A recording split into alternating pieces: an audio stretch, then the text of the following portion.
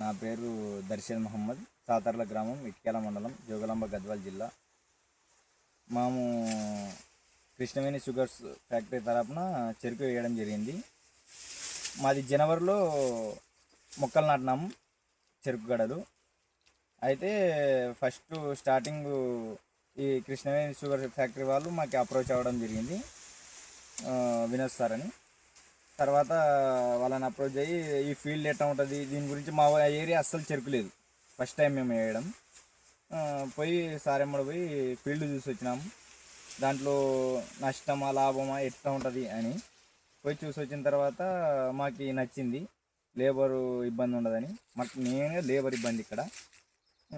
తర్వాతకి మొక్కలు చెరుగడలు తెప్పించి దుక్కి చేయించినాము. 2 సార్లు నాగేండ్లు కొట్టించి రోటర్వేటర్ వేయించి 5 ఫీట్లు, అదే 5 జాన్ల అచ్చుకు కాకుండా 5 ఫీట్ల అచ్చుకి పెద్ద అచ్చుకి వేయించుకున్నాము. ఎందుకంటే రేపు కటింగ్ అప్పుడు చెరుకు మిషన్ ఇయర్కి బాగుంటుంది అని సార్ వాళ్ళు చెప్పే సలహా మేరకు మేము 5 ఫీట్లు పెట్టించి సాల్ తోలిచ్చినాం. తర్వాత దాంట్లో సూపర్ 1 ఎకరానికి 5 బస్తాలు, 1/2 బస్తా పొటాషు, మైక్రో న్యూట్రియన్స్ వేసినాము. వేసి గడలు నాటించేసినాము. సింగిల్ బడ్ విత్తనం వేపించడం జరిగింది మేము సార్ వాళ్ళ సూచనల మేరకు. 1 ఎకరానికి 1.5 టన్. మా చేనులో మొత్తం మేము 8 ఎకరాలు వేసినాము. 1 ఎకరానికి 1.5 టన్ పట్టింది. ఇంకా అట్రాజిను అవి కలిపి 3 సార్లు మొక్కలు వేసిన తర్వాత అట్రాజిన్ 3 రోజుల తర్వాత అట్రాజిన్ కొట్టినాము. కొట్టి ఫస్ట్ మొక్కలు బాగా మాకు 20 రోజులకు బాగా అంత నీట్గా కనపడింది చేను. మొక్కలు కనపడిన తర్వాత డిఏపి 1 బస్తా ఎకరానికి, 1 బస్తా యూరియా వేసినాము. వేసిన తర్వాత మళ్ళా సెకండ్ టైము 1/2 బస్తా పొటాషు, 1 బస్తా యూరియా వేసినాము. దాంట్లో మైక్రో న్యూట్రిషన్ కలిపి వేసినాం మళ్ళా.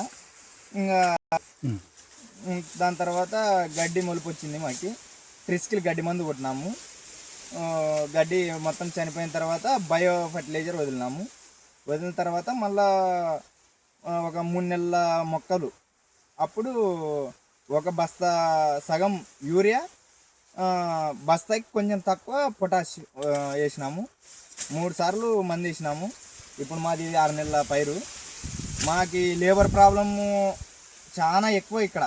లేబర్తో అస్సలు మించిన డిమాండ్ లేబర్కి.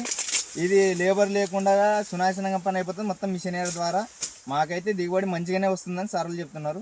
అది రేపు కటింగ్ అయిన తర్వాత తెలుస్తుంది. ఇప్పుడు అయితే మాకు కొంచెం వర్షాభావ పరిస్థితులు లేవు ఈ 2026 సంవత్సరంలో. అయినా మనం తల్లు మంచిగా ఇచ్చుకొని లోసేద్దాం బాగా చేసుకుంటున్నాము. ఇంత పిండ్లు ఇచ్చుకుంటున్నాము. మెయింటెనెన్స్ కొంచెం బాగా చేసుకుంటున్నాం కాబట్టి దాదాపు 10 ఫీట్ల హైట్ ఉంటుంది. అదే వర్షం మంచిగా ఉండింటే ఒక 12 ఫీట్లు 13 ఫీట్ల దాకా వచ్చిండు. అయితే ఇప్పుడు ఒక మొక్కకు వచ్చి 12 నుండి 13 గెనకల దాకా వచ్చినాయి. మాకు మంచిగా వచ్చినాయి.